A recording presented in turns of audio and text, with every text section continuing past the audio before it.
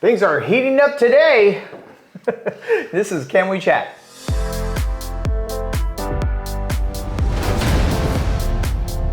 This podcast has been made possible by our sponsors, CA-IDPA Shooters, responsible training for the competitive minded, and Fast Path Firearms Training, because safety is no accident. My name is Paul G, and this is Anthony Vega. And Can We Chat is a relaxed discussion recapping local IDPA events, competitive gun rules, performance tips, products, and what's going on in the gun community. Well, good morning. Good morning, sir. So what's going on? So the weather's heating up. Weather's heating up, and surprisingly today it's a little cooler and rainy, but yesterday was actually a perfect day for going out to the range and shooting. So I changed into some shorts, and oh man, it was still a little... Did you think you got a little advantage with the shorts versus the pants, or? Oh, well, yeah, because you don't want things like sticking to you and stuff, right? I mean, some of the stretchy pants, actually work really well. This is true. But teach their own. It was a little chilly in the morning, For me wearing a jacket, it's cold. So I actually had a jacket on. Yeah. But when the sun's not out yet, it's going to be cold. I had definitely multiple layers, sweaters and. But notice it wasn't too bad. You didn't have the beanie this time. Yeah. My head. Well, I had like a haircut, and I'm due for one, by the way. So, but usually with that, I have to set you up. Yeah. Okay. So I'm just a wimp. That's all it is. So you got a new primer or decapping machine? Is that what I hear? I did. Me and Dan went in and got a little roll sizer decapper. So actually is a phenomenal little machine that works really well and saves a bunch of time on decapping. So everybody has their own secret recipe for reloading. Right. I like decapping everything before I actually clean wash it, so the way it gets everything out of the casings themselves. So for some of the subscribers that don't know what a decapping machine is, what exactly does it do? So it's a case feeding machine that feeds into a decapper. So drop one casing, push it forward, it will actually knock the primer out, grab another one, and then the next casing will actually push the old one down the tube, feed it into a now box of decap brass, and just keep feeding old brass through it. So and it's constantly just is it keeps on going. A Dillon or something? So it's so the setup that I have is a Dillon case feeder that feeds into the roll sizer. Okay. And it basically will knock out a piece of brass about every second or less. So it's just dink, dink, dink, dink, and you just watch it and just enjoy your time or a cup of coffee, and rather than hand doing every single piece of brass and going, this sucks. Right. So this is a team effort. So he got how many you guys, like 1,000 or on the decapped brass that you brought? Oh, that's probably about 2,500 pieces or so. Okay. So, and I have residuals from the Nationals. So we're going to swap, and I'm going to take his decapped and obviously it looks polished brass or cleaned. Yeah, so, basically ready to load rather than. So I'm going to run it again, and I'm just going to roll size it because I got the roller, right? So so now it's a nice even little team effort there. Get everybody a little more efficient and be out at the range a little more often, huh? Right, absolutely. Less time in the garage reloading is more time at the range, hopefully. That's right. Speaking of the range, we changed, so we've been going after trying to shoot a new gun, which is a bug, if you guys haven't seen some of the past videos, and we're still trying to attempt that. We're getting into more of the competitive things now, right? Yeah, I actually shot the first, non-club match with a bug. So. The Tier 2, and we'll get into that definitely. There might be a little bit more things to talk about. So, it's funny because, I have my carry optic and my ESP gun, which is for me, I feel it's smooth, right? Oh yeah, there's nothing. Target transitions are just amazing, right? But trying to do that with a bug is just. That's trying to level out your floor with a little ruler this big, or a 6-foot ruler or level. Sorry, it's just. Could you do it? Yes. Is it going to be a struggle? Absolutely. Do you think modifying in any way would make transitions any better, do you think? I mean, there's always a competitive advantage to slight modifications to a pistol. I mean, like trigger, springs. Trigger, springs, sights. I mean, anybody that's shot a factory Glock sight or pistol, and the factory Glock sights are like, what is this? And that's usually the very first thing that's changed, because I mean, they are just horrible piece of plastic that's sitting up on top of a gun. Speaking of which, Dawson Precision. I just received. So for my bug gun, I'm just having a horrible time with those stock sights I have. They're just, I'm, God bless H&K and stuff like that, but geez, man, it's just brutal, right? I have no idea where that thing's going. So I got a new optic. Right? Or not optic, but a filament, right? Yeah. So, fiber optic sight. Fiber optic sight. So we'll see how that works out. But actually, I think it would be a bigger advantage to you with using those. I mean, your eyes are going to pick it up a lot quicker. Most of your factory sights. Yeah. I think the engineers on these factory guns, for the most part, know that they're going to be changed out with something else. So. Are you serious, really? I mean, why else would Glock use plastic? Okay. You have the most popular gun, probably known right now, for how many years? Right. And they haven't changed their sights since 80s. Okay. I mean, they do have some night sight options and that, but if you take your base model Glock, even a Glock 34, you still have the little plastic rear sight that has a little windage adjustment. It's come on, like. Good point. So, hold on one second.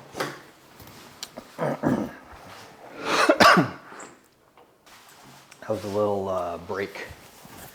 So the cal-idpashooters.com, right? So CA-IDPA Tier 2 match was yesterday. So, yes, it was. So we thank you for showing up in the morning. You know what? That's crazy. I wanted to do it. I just hit or miss if I was going to be able to shoot it, being that Logan's birthday was yesterday, my birthday's today. Yeah. So it's kind of like, well, not knowing what's going on, it was the last second deal. I'm thankful that you're able to help me out, get me in. So the least I could do is wake up before dawn and, brave the cold. And, even Dan showed up. Yeah, Dan even showed up. So our teammates, right? So Anthony and Daniel, they all showed up to help set up the cal-IDPA Tier 2 match yesterday. I know that there was four stages that were, I would say 80% done.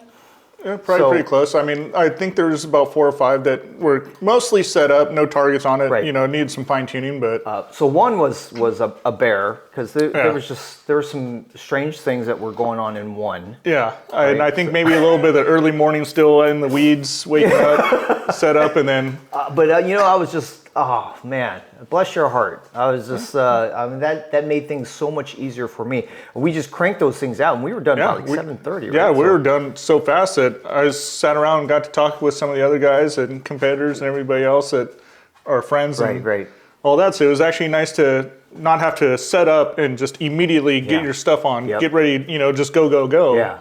It was nice to actually finish and go, check all the stages out again, do another safety walkthrough to make sure that there was no issues, and then still have time to go back, get your stuff on, and get to relax and, Wow. So all the volunteers that helped out with the cal-IDPA Tier 2 yesterday, thank you so much for coming out and making it so successful. That was, I usually go in there and I just bust my butt, and then, I'm just so frazzled, and, and then I have to try to shoot the thing, right? So. Yeah. Doing double duties and sometimes triple, quadruple duties. But you and I, we just went from bay to bay to bay and just slamming those things on. That worked out really well. Come up, look for work, and make it happen. Oh, man, I was impressed. I was definitely impressed. So, so the gun range gods were definitely on my side yesterday. They were. You got blessed, and I'm happy. You needed one. You needed one. You had some really tough breaks. I was just getting so tired of being a punching bag, right? And I was like, wow, man, what do I got to do to get past this guy? They say whatever happens, you get received tenfold.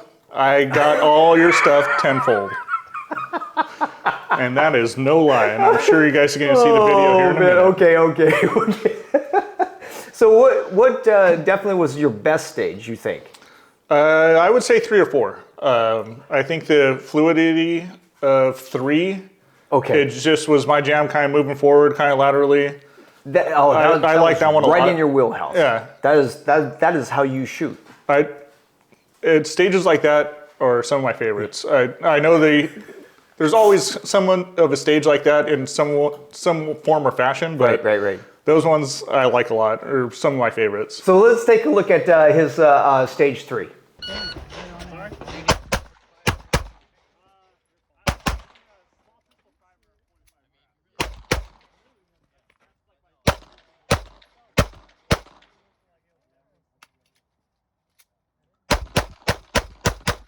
So holy cow, 3. So it almost looked like you were falling there. I was kind of planned that ahead of time to kind of get moving. Wait. So this was a planned fall.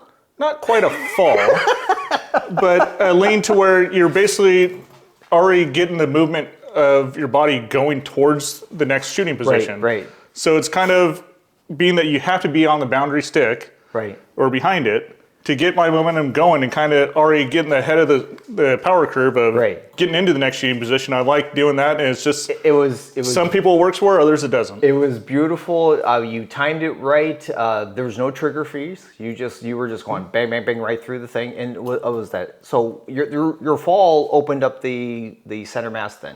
Yeah. So it was actually an advantage as far as shooting the angle to actually get on the target and open up a larger A-zone hit and get the momentum going. So it worked twofold. Yeah, but the thing is you had to press that trigger. You have to be confident in your shots and confident in the speed of your trigger, or else it's not going to happen. Right? Definitely advanced tech. But your time was just amazing. Thank you. That one felt great. And it was nice to actually, it was the first match my dad actually came out to watch. Yeah. So it was actually nice being able to, get some of the bad juju out early in the stages when he wasn't quite there, and then, to have him see, some good stages. It was actually nice. It was an honor and privilege to meet the guy. Really good dude. Oh, I love the guy. So what do you think was your worst stage? We already know this one. I mean, out of all things that could possibly happen to you in a stage, a zip tie? I have a newfound hatred for zip ties. Okay. And I'm not just talking like when someone clips them and then you have that sharp edge and you run your elbow or forearm across it and it cuts you all up. This is a newfound hatred for me. Okay, so this is his stage 7, and this is exactly what he's talking about.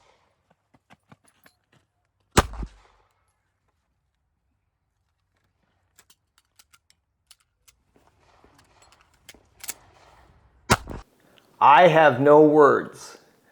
I was behind the camera, so, and the screen's only 4 inches, right? So my eyes aren't getting, any younger, right? So, I'm just holding and making sure that you're in the middle of the frame. Mm-hmm. And to me, what it looked like was you just having like a malfunction problem, right? And it's the biggest malfunction you could possibly find.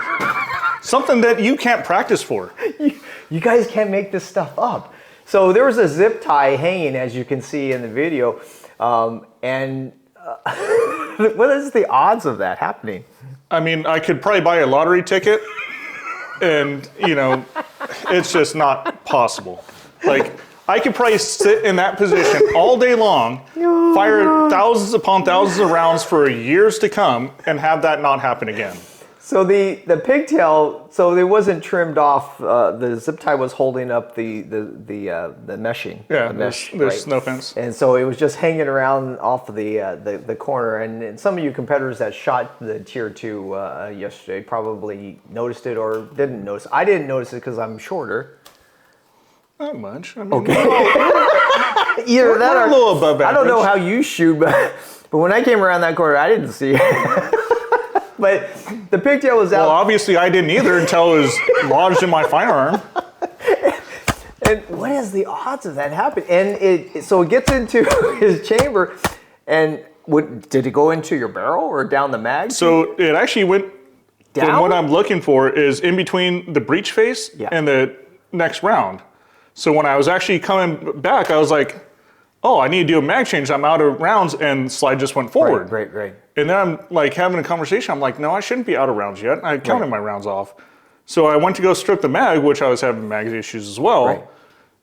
I went to come down, and it felt like someone grabbed my pistol out of my hand, because when you're trying to release your grip, I almost lost the firearm. With the bug gun, it's even harder. So I was in full panic mode and just went, oh, there's a zip tie, and you could see me just rip the gun out to pull it away from the zip tie. So that could have been a very dangerous situation. It very well could have. Yeah. I mean, I went into a quick panic. Like I said, you're not expecting the gun to actually come up out of your hand for no reason when you're coming to do a reload. So I'm sorry I was behind the camera. If I would have saw that in clear view, I would have definitely stopped that. You know what? So, it's a great learning curve and a great learning experience. And someone, hopefully will watch this video and be able to learn from an issue of that nature and request a reshoot instantly, or stop, or do something. Well, first make it safe, and second, that should have been, we should. That's my bad. Sorry. You know what? And it's my bad for never running into these issues, and not knowing what you don't know. Right. So now being able to do a video, discuss these issues for the shooters out there that are watching these videos, and learn from that mistake, because that's a huge issue that could completely annihilate your match. Yeah. Which so aside from the dangerous part of it, say everything was all safe, but the stage did interfere with you. Your options are these. One of them is hopefully the safety officer would see that stuff and stop it, and then they would take care of that self.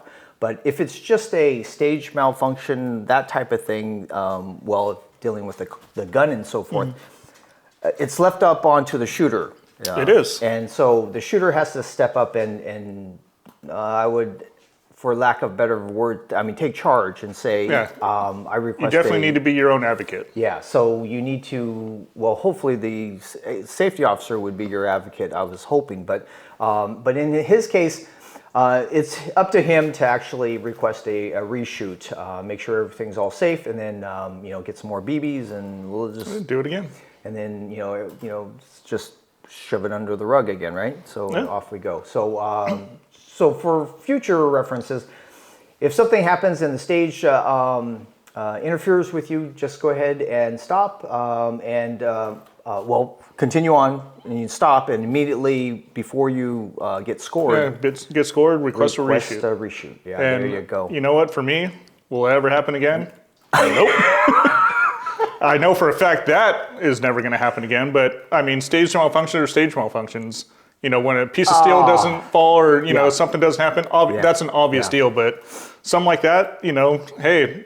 I was talking with some guys, and they're saying, they don't put tape on their upper bodies anymore because they had tape lockup guns and all that. So those things happen. When you're out there in competition, anything can happen.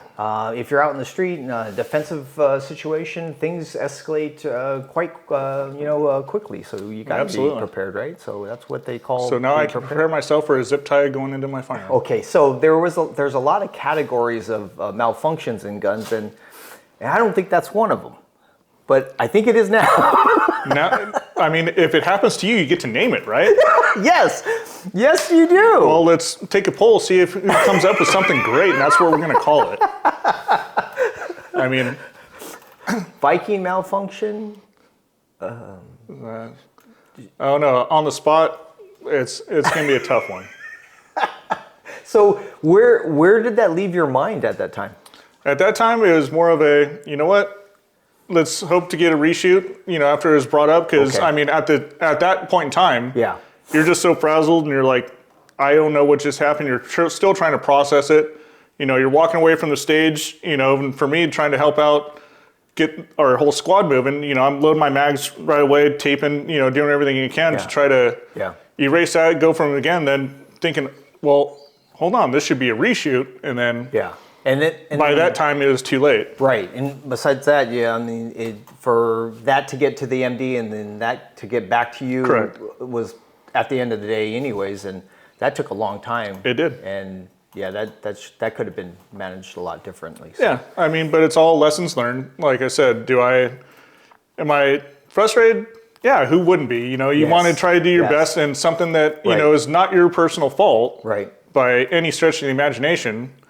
to have that hinder you, besides yourself and your own doings, right, is more frustrating than anything. So lesson learned. In the following stages, though, you came back with a vengeance. Though, at that point, you didn't have that much to lose. At that point, your match is gone if you can't reshoot. So finding out, a stage or two after the fact that it wasn't going to happen, then it's like, all right, well, let's push this envelope and see what happens. So you regrouped, went out there with a lack of any problems, right? So you just came out there, you started shooting. So we got to the end of the day, which was stage 5 for us, right? And that was, they had 2 targets that... Yeah, it was 2 targets, so you hit a piece of steel and they're behind cover, and as soon as you hit the steel fell, and they kind of did one of these, and it was basically... It was insanely fast. I looked at it and went, there's no way. So let's take a look at stage 5, and you'll see exactly what we mean.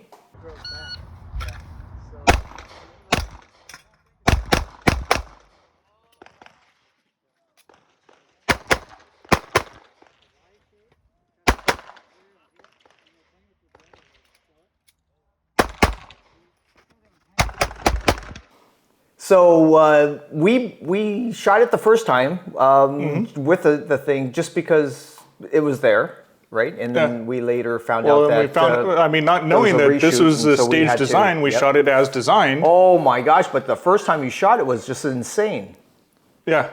I ended up missing the first steel because I was so worried about trying to transition to where that first target was going to be that I missed, which... somehow ended up working out better through my run. Right, so with 6 rounds, right, so you missed 2. Well, I missed the first shot, hit the second steel, and then went 2-2. So then you went automatic, right, and then reload, right, so you were at empty mag, you were ready to go, right? Slide lock reload. Holy cow, I sat there so I thought it was just your brilliance. I just sat there and went, I never thought about that. I literally, when I drew, went to the left edge of the steel and going, all right, I need to start moving. Right. And just completely shanked the shot and went, oh, maybe I need to hit this first and then see what happens, and end up going that route. So I started beginning editing our bug match, right, side by side war that we're doing, right? So we went volume 3 without me knowing. Oh yeah, absolutely, yeah. Cool. So I didn't want to make you any more nervous, right? So I went up there, and so I was trying to shoot it that way, but I maintained my count all the way to the last stage, and we almost shot the same. So now I saw the first time you shot it. Did you shoot the stage as far as round count the same the next go round?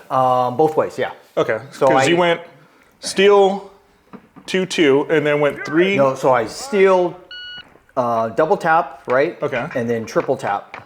Okay, so I put you at 5, so you do a speed battery speed reload. I have one extra, right? And then I come in 3, 3, 3, right? Okay. So I always have a fresh mag coming into a new shooting position. And then instead of me stopping halfway and then re-going and because mag changes for me are just, oh man. Well, any bug, it's... Okay, good point. I was having to strip the mags out of the gun because I was having so many issues. What happened there?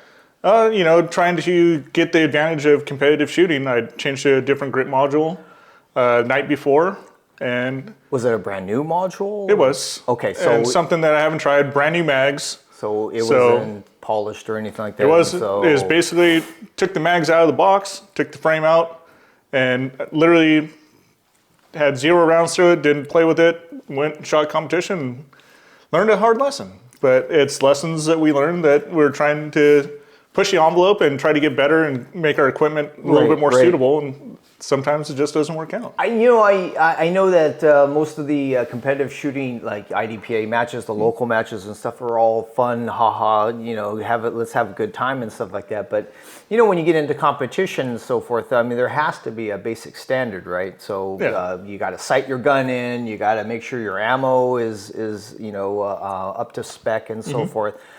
Just to make sure you're on a mostly level playing field, or so at least within the rule book, right? Yeah, because the headaches are sometimes worse than. But it's part of the learning curve that we love when we keep chasing. You know, you go out to a match, you try something. Oh, did it work? Nope. All right, scrap it and move on to the next idea or the next challenge. Right. Or hey, this actually worked really well. All right, well, am I happy here? Do I want to push the envelope again? It's always that balance of trying to find out what works best for you. So apparently it doesn't work.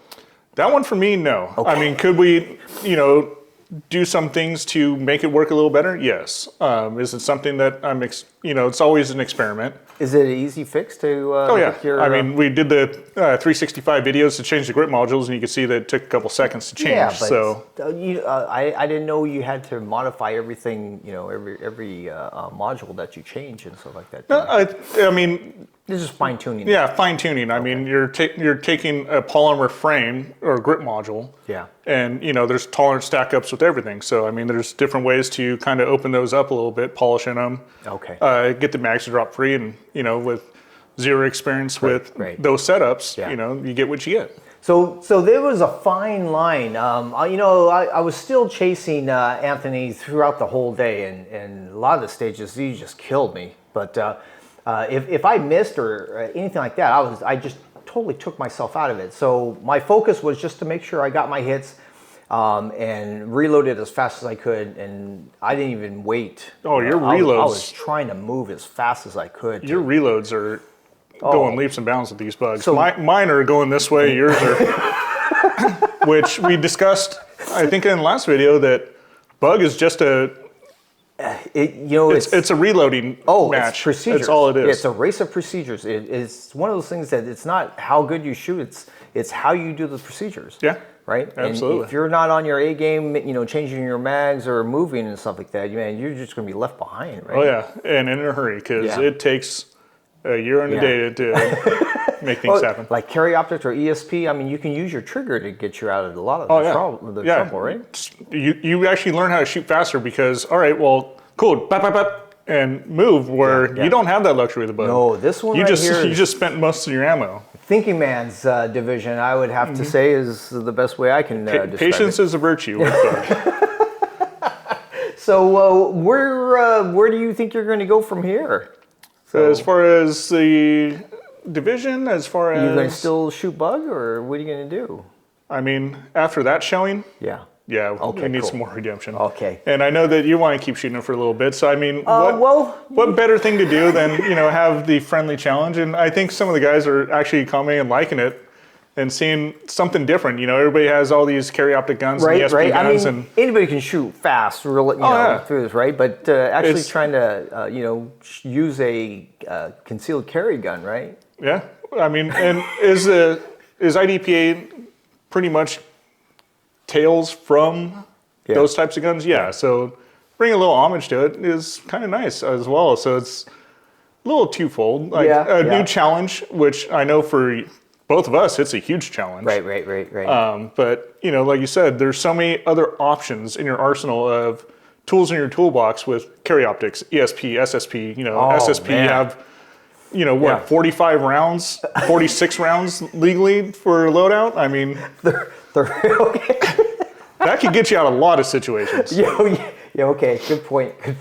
So what's in the black bag, baby? So I think it's something that you are very familiar with. So I've been getting a lot of little heat from a lot of the other shooters and stuff, and the question that I always get is, does it actually fit in the box? I didn't believe it as well. Okay. So you had to prove me wrong, and you know what? I think I'm gonna have to prove everybody else wrong as well, because we are going to do the HK P2000 SK. So this is actually Paul's bug gun. Yep. So we are actually going to put it in the box again with the mags and everything else. Just because, for me, I know you might have had some sorcery and put it in there gently and fine tune it, but I got to try it for myself, and why not do a breakdown on it as well? Okay. So let's go ahead and just do that right now. So first thing we're going to do is get all the cats out of the bag and make sure this actually fits in the IDPA box. So Paul didn't do any kind of sorcery with it. So we're going to insert the mag, ride the slide release down, and drop it right into the box. which it does fit surprisingly. So Paul, I'm sorry. So after going through the box, we'll do a quick breakdown and disassembly and see what actually Paul's working with. So being that the P2000SK, there are a couple different variations with it. This one actually does have the limb trigger. So with the LEM trigger, it is still a double action, so your first trigger pull is going to have the hammer come all the way back down. As the gun cycles and comes back, most of your HKs are going to be a double single, so you're going to go into single action. With the LEM trigger, as you hit the reset, you can notice that the hammer is starting to come back, goes to about a half cock position, so you don't have the full trigger pull of the double action trigger, so it comes back, fires again. So it's something interesting with these particular models. Most of your double singles will actually have a double action trigger pull that's very long. The first trigger pull, after that's going to be into single action. For disassembly, make sure that your slide is locked back to the rear. What you're going to see is a little notch right there to where it lines up, so you can actually push the pin from the opposite side. That pin drops out, slide lever comes out, slide comes off the firearm. After that, you will actually remove the guide rod and barrel coming out. That would be your factory or your field strip of the P2000SK. Well, that was impressive, as usual. Thank you. Much appreciated. It's amazing how much you know about firearms. Well, you know, if you love firearms as much as I do, you know, you kind of do everything you can and anything you get your hands on. So it's always nice having friends with different firearms. They're like, hey, let me go check that out. What is this? So if you guys have a favorite firearm that you want to be checked out, just leave a comment. Leave it in the comments below, and we'll get to it, see if we can find a model, and I'll just have Anthony here tear it down for you.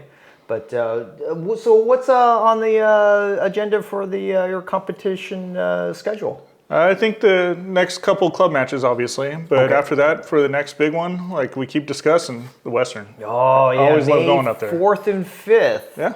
So Ryan Harrigan and Crew, Mr. Mowry. So we get to go out there and spend some time with them. it's always a great time. Always great people to be around and run a nice, clean, smooth match. So.